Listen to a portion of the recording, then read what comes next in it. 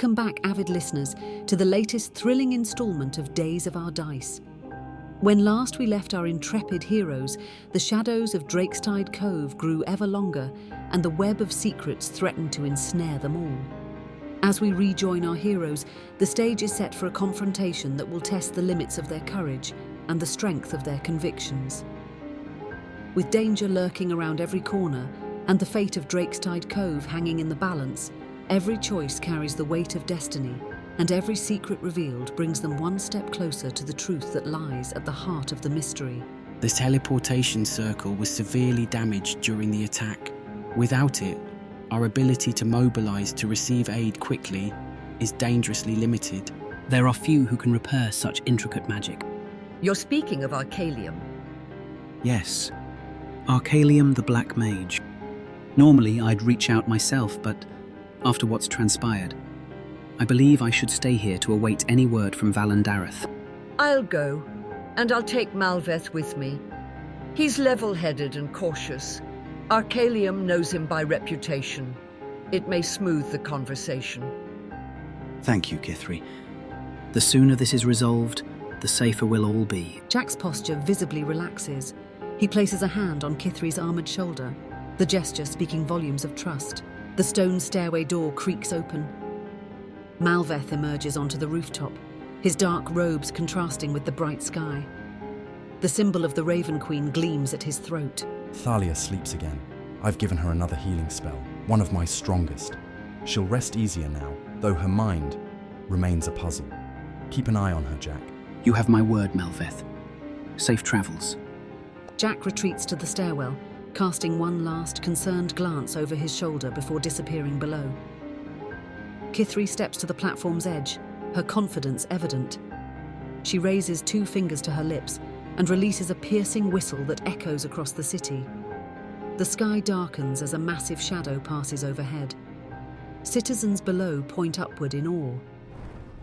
Dragildoin, a magnificent crimson dragon, circles once before landing with surprising grace on the stone platform. Her scales shimmer like rubies in the sunlight, and her wingspan casts a shadow over the entire rooftop. She folds her wings with elegant precision. You called, Kithri? Trouble again? Or is this visit merely social? Business, I'm afraid, but first, introductions.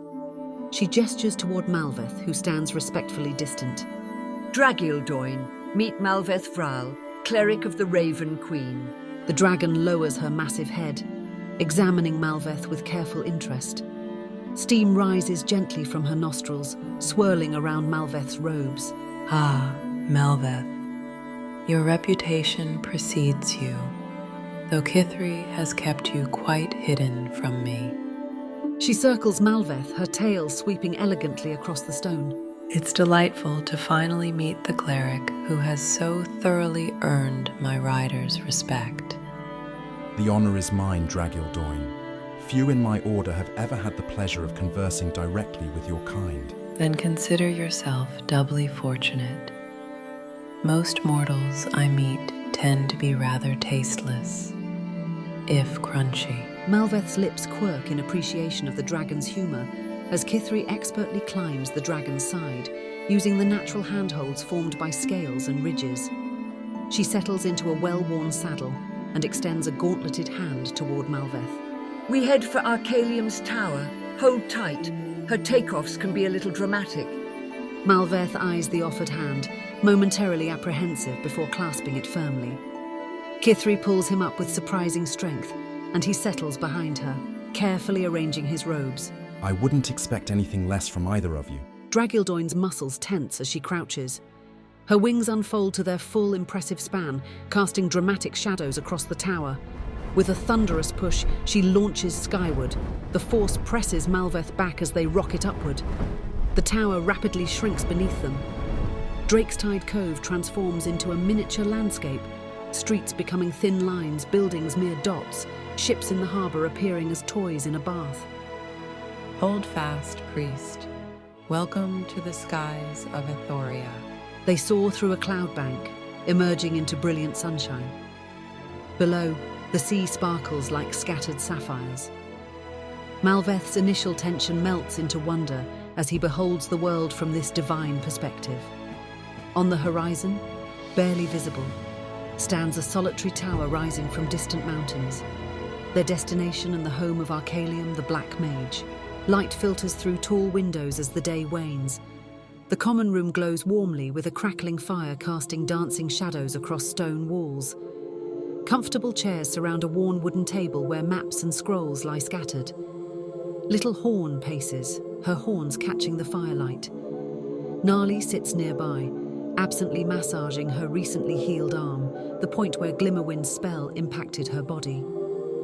Kaelin leans against a bookshelf, flipping a coin between his fingers, while Lyra methodically sharpens a dagger, the rhythmic sound punctuating the silence.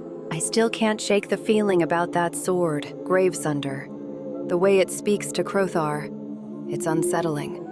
It feels wrong. It actually talks to him? Like, in his mind? Or do you mean metaphorically? No, literally. I've watched him hold a conversation with it this morning. And Cordelia Blackthorn gave it to him, someone who is technically undead, even if she's a respected noble here. Kaelin catches his coin mid-flip, suddenly interested. A noble vampire gifting cursed weapons. Certainly sounds like Drakestide Cove lives up to its reputation. We've missed a lot cooped up here guarding the tower. Malveth and Kithri visited that temple of the Raven Queen recently, didn't they? Wouldn't mind seeing it myself. Sounds more exciting than pacing these halls another night. We should go. Jack and Malveth asked me to invite the High Priestess here to tend to Talia and recheck your injuries, Nolly. Plus, we might get answers about Gravesunder and Cordelia. The High Priestess must possess some valuable knowledge. A chance to leave the tower? Count me in. I'm starting to feel like furniture here. And now let's pause for a brief moment. The dice are in motion, but before they land, let's take a quick detour to talk about how you can help keep the adventure alive. Even the bravest adventurers need to rest. But while our heroes catch their breath, you can help keep their journey alive. Step beyond the story and join the adventure at daysofourdice.com, your portal to all things Days of Our Dice. Explore our treasure trove of exclusive merch, support the show on Ko-Fi or Patreon, and help forge the next chapter of this epic saga. Your support keeps the dice rolling, the fireballs flying, and the legends growing. So whether you grab a shirt, sip a Fireball blend coffee, or simply spread the word, know that you're part of the story. Now, let's get back to the adventure. Arriving at the temple, the four companions stand before a circular altar of black marble. Soft chanting echoes from distant corridors as acolytes in midnight robes move like shadows among the columns. Black feathers occasionally drift down from unseen perches above. Gnarly in particular was taken aback by the whole experience and atmosphere. From behind the altar, the High Priestess emerges. Her face bears the dignified lines of wisdom, and her eyes hold unfathomable depths. Little Horn steps forward and makes eye contact with the High Priestess. There is a light in the priestess's eyes for a brief moment, and before Little Horn can speak, the priestess answers her thoughts. You speak of Gravesunder, a blade steeped in shadow and sorrow. She traces a symbol in the air. A ghostly image of a sword appears, pulsing with malevolent energy. It hungers insatiably, feeding upon souls who dare wield it. Each wielder inevitably falls prey to its whispers, until nothing of them remains. The spectral sword dissolves into mist. The High Priestess's expression darkens as she steps around the altar. And Cordelia Blackthorn, Duchess of Drakestide Cove, tread carefully.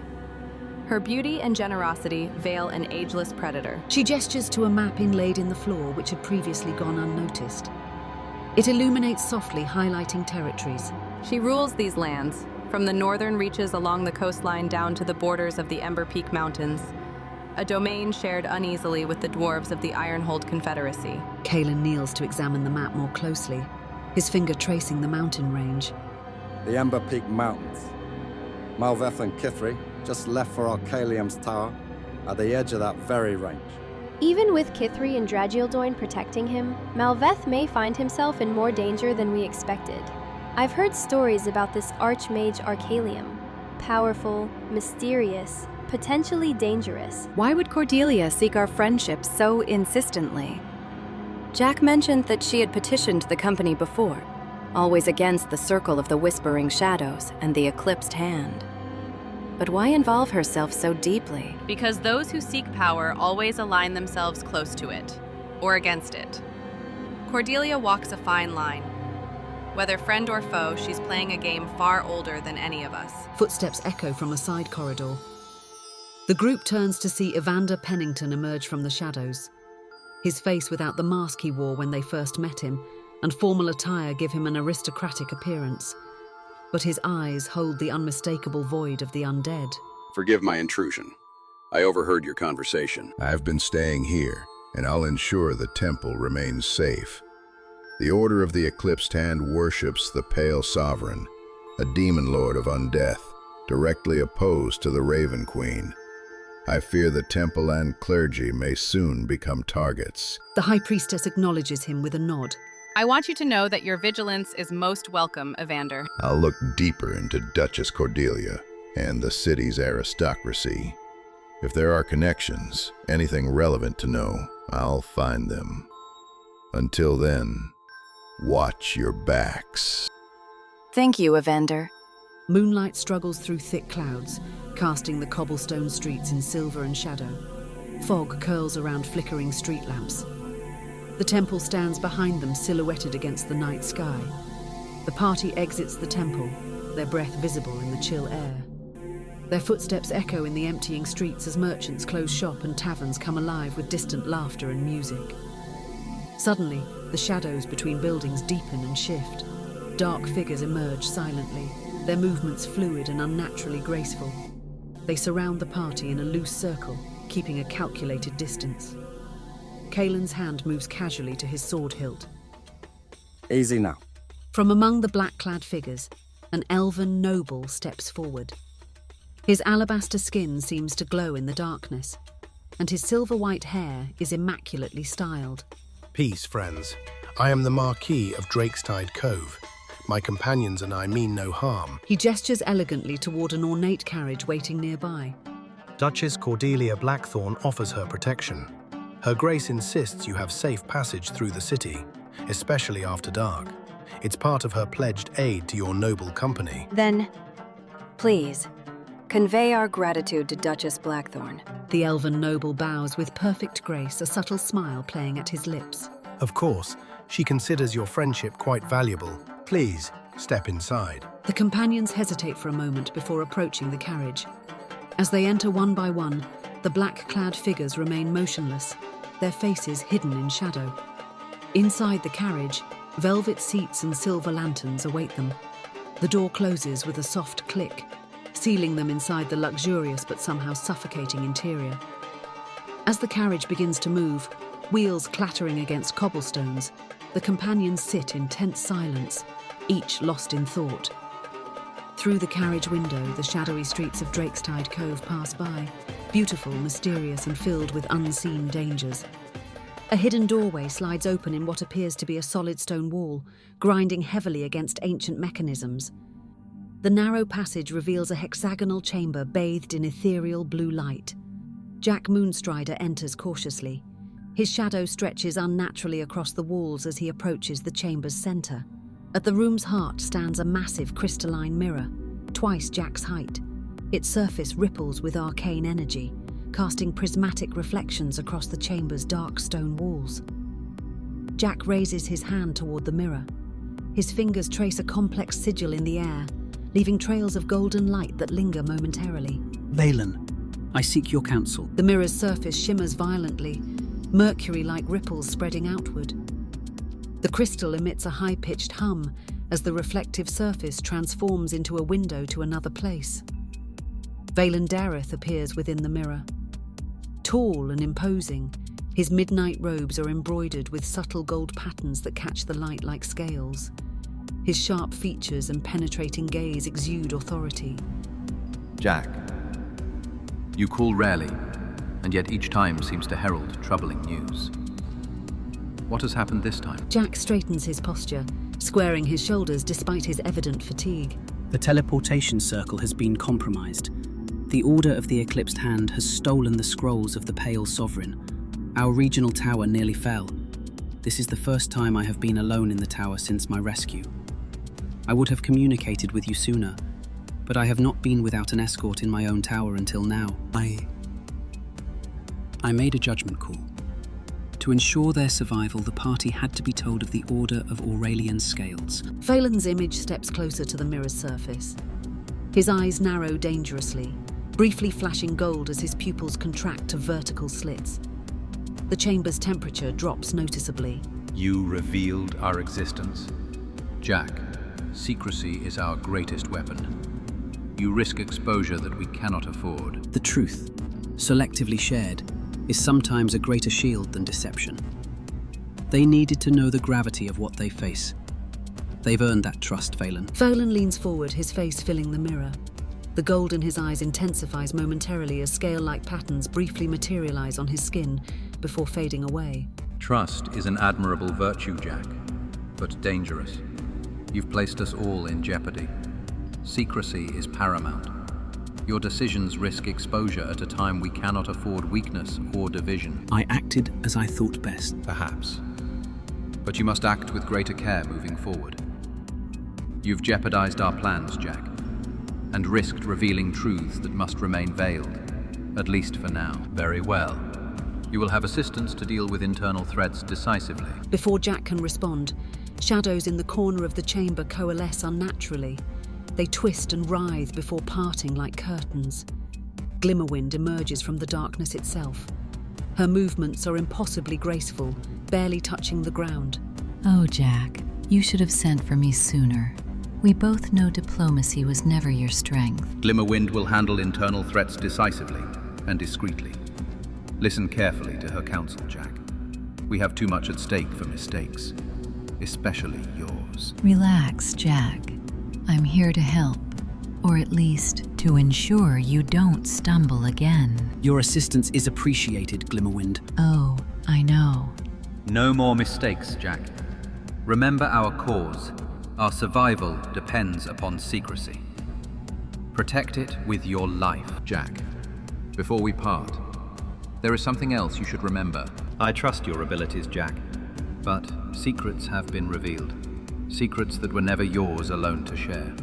Ensure your companions handle this knowledge carefully, because if they fail, if your judgment fails again, I have another card to play. Another card?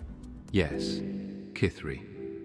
Do not underestimate the lengths she will go to protect our cause. After all, rebellion is second nature to her. Did you know that, Jack? In her past, beyond the Astral Sea, Kithri led a coup against the Lich Queen of her people, Vlakith herself. She assassinated a god queen and broke the power of an empire.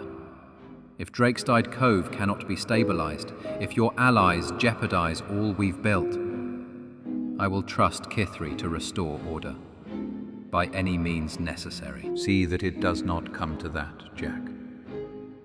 I prefer subtlety and balance, but do not mistake patience for hesitation. I will see stability restored, one way or another.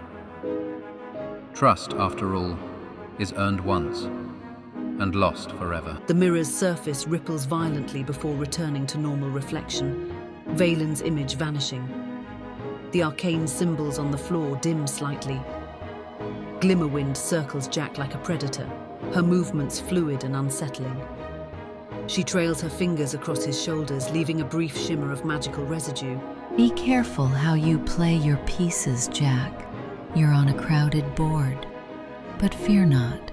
You dance on the edge of blades. Rest assured, I'll catch you if you fall. Or push if you hesitate. She steps backward into the shadows, her form dissolving into darkness. Her smile is the last thing to fade, lingering unnaturally before vanishing completely. Jack stands alone in the chamber. He exhales heavily, shoulders slumping, Valen's final words echoing in his ears. A warning and a threat, both clear and deadly. He now knows fully the stakes, aware he stands between the peace of Drakestide Cove and the wrath of powers greater than he imagined. Caught between dragons, traitors, and fae. Gods help me. The chamber's blue light dims further, casting his troubled face in shadow. He slowly turns toward the exit, his silhouette framed momentarily in the doorway before he departs. The stone door grinds closed behind him, sealing the chamber in darkness save for the faint, watchful pulse of the mirror. And so, dear listeners, we find ourselves at a crossroads in our tale.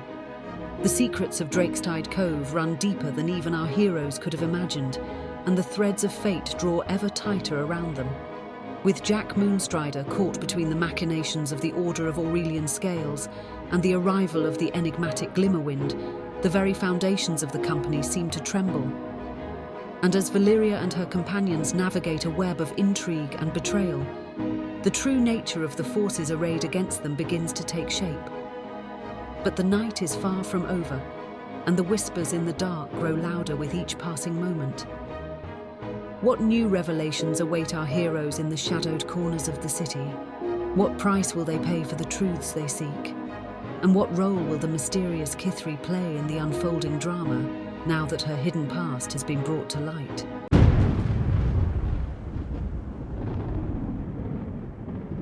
Brave adventurers, your journey through the realms of Valyria has only just begun.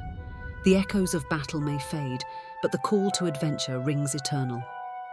Will you answer that call? Will you delve deeper into the mysteries that await, unravel the secrets of the Drakestide Coast, and face the darkness that threatens to consume all? The choice is yours, hero. Don't miss a single moment of this epic saga. Like this video to fuel the fires of adventure, and subscribe to our channel to ensure your place among the legends of Valyria. Hit that notification bell, and you'll be the first to know when new episodes drop. Until next time, may your critical hits be many and your fumbles few.